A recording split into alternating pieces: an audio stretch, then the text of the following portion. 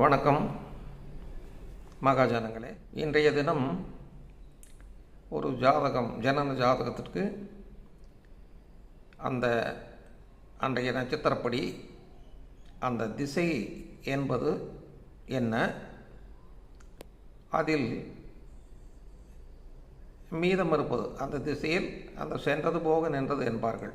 அதாவது அந்த நட்சத்திரத்தில் அந்த நட்சத்திரம் தொடங்கி எத்தனாவது வினாடியில் இவர் பிறக்கிறாரோ அது அந்த கடந்து வந்தது சென்றது என்றும், இனி மீதி இருப்பதை அதை இருப்பு என்றும் குறிப்பிடுகிறார்கள். நட்சத்திரத்தில் மொத்த நட்சத்திரத்தில் தொடக்கத்திலிருந்து எத்தனாவது வினாடியில் இவர் பிறக்கிறார் என்பதை அவ்வாறு குறிப்பிடுகிறார்கள். சரி, இது எவ்வாறு கணிப்பது என்று நாம் பார்ப்போம். முதலில் அந்த பஞ்சாங்கத்தில் கொடுத்திருக்கக்கூடிய அந்த விவரங்களை முதலில் நாம் தெரிந்து கொள்ள வேண்டும். அது எல்லாருக்கும் உடனே புரியாது. அதை கவனிப்போம். இப்பொழுது அந்த குரோதி வருடத்திய பஞ்சாங்கம், அந்த அங்கங்கள் கொடுக்கப்பட்டிருக்கும் பக்கமான 24 47 வரை, அதில் மார்கழி மாதம் 1ஆம் தேதி என்று வைத்துக் கொள்ளுங்கள். இன்றைய தினம், இன்றைய தினத்தில் எவ்வாறு அது குறிப்பிட்டு இருக்கிறது என்பதை நான் காண்போம். இப்பொழுது அதில் 7வது கட்டமாக மேலே இருக்கும் கட்டங்களில் நட்சத்திரம் என்பது 7வது கட்டமாக இருக்கும்.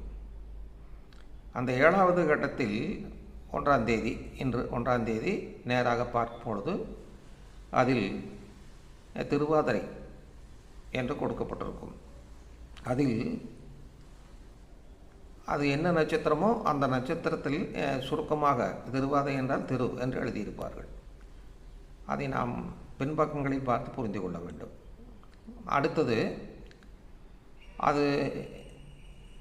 அதில் அந்த எண் கொடுக்கப்பட்டிருக்கும். எவ்வளவு நாளிகை எவ்வளவு வினாடி என்று கொடுக்கப்பட்டிருக்கும். அதை பிறகு கவனிப்போம். ஆனால் அது கொடுக்கப்பட்டிருக்கும் அந்த எண்ணை பற்றி பிறகு பார்ப்போம். அது எத்தனை நாளிகை எத்தனை வினாடி என்று கொடுக்கப்பட்டிருக்கும். அது எவ்வளவு வேண்டுமானாலும் இருக்கலாம்.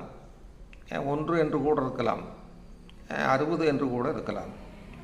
ஆனால் அந்த கொடுக்கப்பட்டிருக்கிறது என்ன கொடுக்கப்பட்டிருக்கிறதோ, உதாரணமாக 46 27 என்று வைத்துக்கொள்வோம். இது பொருள் என்னவென்றால், அன்று சூரிய உதயத்திலிருந்து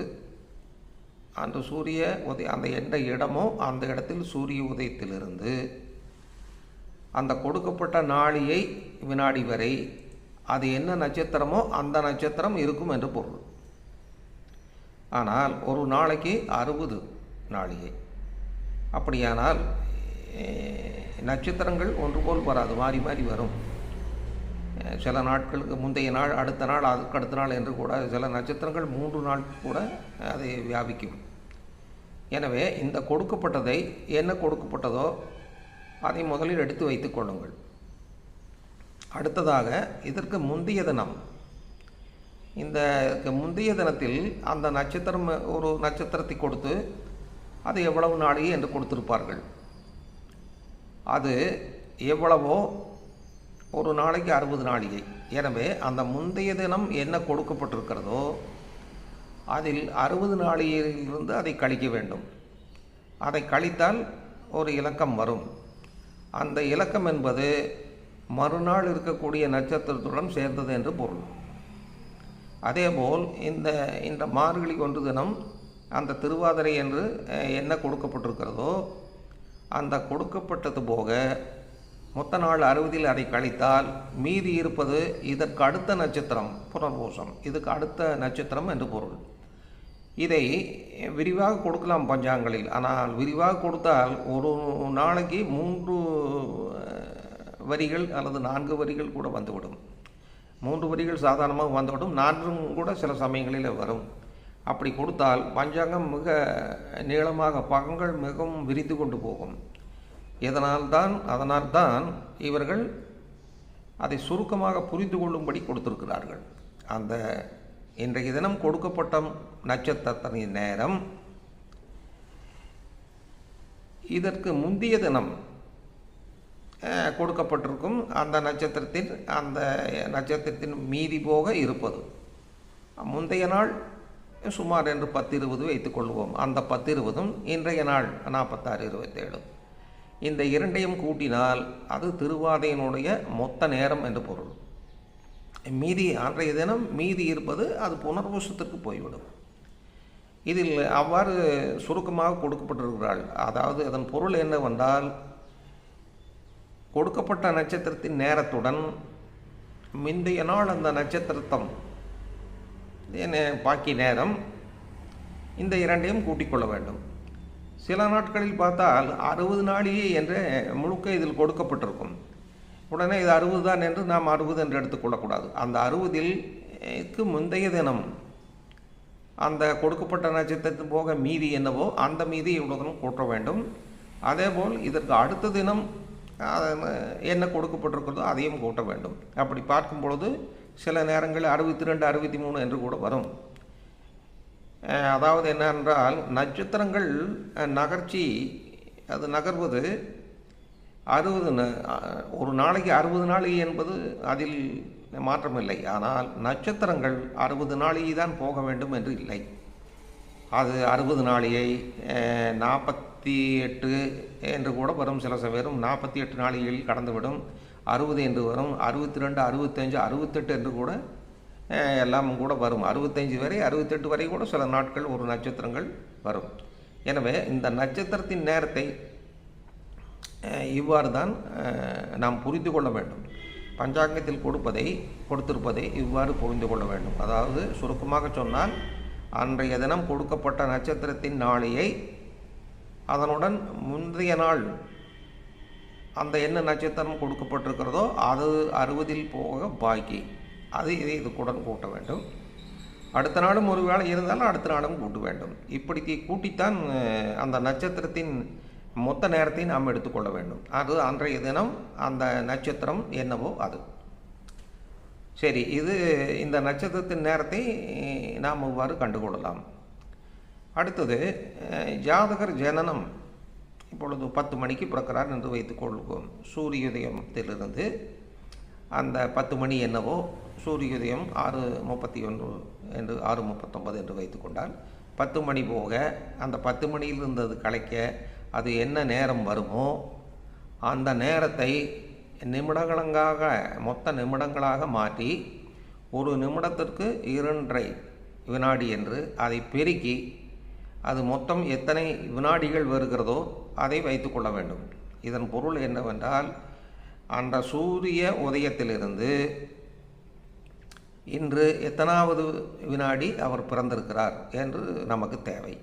அதை சரியாக எடுத்து வைத்து கொள்ள வேண்டும். இதற்கு அடுத்தது,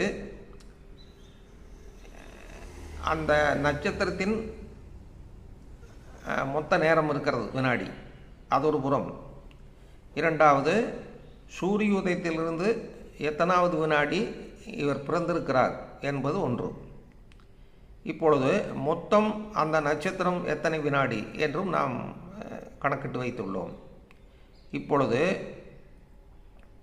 அந்த சூரிய உதயத்திலிருந்து ஜாதகர் பிறந்த வினாடி எவ்வளவு வருகிறதோ அத்துடன் முந்தைய நாள் அந்த நட்சத்திரத்தின் வினாடி எவ்வளவோ அதையும் இதையும் கூட்டிக்கொள்ள வேண்டும். கூட்டிக்கொண்டால் இந்த ஜாதகர் அந்த நட்சத்திர ஆரம்பத்திலிருந்து எத்தனாவது வினாடியில் இவர் பிறந்திருக்கிறார் என்று வந்துவிடும். சரி, அதற்கடுத்தது மொத்த நட்சத்திரம் வினாடி எவ்வளவு என்று இருக்கும். அதில் இந்த நட்சத்திர ஆரம்பத்திலிருந்து இவர் எத்தனாவது வினாடி பிறந்திருக்கிறார் என்றால் அதை நாம் கழித்து கொள்ள வேண்டும். அதிலிருந்து அதை கழித்து கொண்டால் மீதி வருவதுதான் அந்த நட்சத்திரத்தில் எத்தனை வருடங்களோ அது பாக்கி. அதிலிருந்து பாக்கி இருப்பது இந்த ஜாதகருக்கு இந்த திசை, அது என்ன நட்சத்திரம், அது இந்த திசை ஏற்றது, அது எவ்வளவு திசை புத்திகள் பாக்கி இருக்கும் என்று நம்மளுக்கு வந்துவிடும். நமக்கு அப்படியானால் அது எவ்வாறு என்றால் நட்சத்திரத்தினுடைய மொத்த வினாடி எவ்வளவோ அது. அதற்கடுத்து அந்த நட்சத்திர தொடக்கத்தில் இருந்து எத்தனாவது வினாடி பிறந்திருக்கிறார் என்பது ஒன்று. இப்போ இதிலிருந்து அதை கழித்துவிட மீதம் இருக்கும். அந்த மீதம் வினாடி எவ்வளவோ அதை மொத்த வினாடி எவ்வளவோ நட்சத்திரத்திற்கு மொத்த வினாடி அதை இதால் வகுக்க வேண்டும். வகுத்தால் என்ன வருகிறதோ அதை அந்த நட்சத்திரத்தினுடைய மொத்த நாட்கள், அதாவது இப்பொழுது திருவாதிரை 18 வருடம் என்றால் அதை நாம் மொத்த நாட்களாக மாற்றிக்கொள்ள வேண்டும். அப்படி பார்க்கும்போது அது 6480 சுமார் அந்த நாட்கள் வரும். எனவே அந்த நட்சத்திரத்தில் ஜாதகர் பிறந்தது போக மீதி நின்றது என்னவோ அதை குறிப்பிட்டு அதற்கு கீழே வகுத்தல் பை என்று போட்டு அந்த நட்சத்திரத்தின் மொத்த நேரம் என்னவோ அதை போட்டு அடுத்தது இன்ட்டு நட்சத்திரத்தினுடைய நாட்கள் எவ்வளவோ அதை போட்டு பெருக்கினால் இப்போ இன்றைய தினம் அந்த மார்கழி 10 மணிக்கு 1ஆம் தேதி அந்த ஜாதகர் பிறந்தது என்ன வரும் என்றால் அந்த மீதி 12 வருடம் 1 மாதம் 1 நாள். அதை நான் துல்லியமாக போடவில்லை, போட்டு பார்த்து கொள்ளலாம் வரும். இது என்னவென்றால் அந்த ஜாதகர் ராகு திசையில் பிறந்திருக்கிறார். இதில் அவர் கர்ப்பத்தில் சென்றது போக என்று குறிப்பிடுவார்கள். சென்றது போக நின்றது 12 வருடம் 1 மாதம் 1 நாள். அப்படியானால் இந்த ஜாதகர் ராகு திசையில் பிறந்திருக்கிறார். பிறந்ததிலிருந்து 12 வருடம் 1 மாதம் 1 நாட்கள் ராகு திசையில் செல்ல வேண்டும். இன்னும் பாக்கி உள்ளது என்று பொருள். இதுதான். இதில் அடுத்தது அந்த புத்தி என்னவென்று அதை அந்த 18 வருடங்களை பிரித்து நாம் கண்டுகொள்ளலாம். ஒவ்வொன்றாக பார்த்து கண்டுகொள்ளலாம். இதுதான்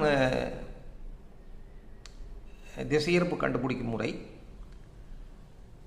அதை சரியாக கணக்கு போட்டு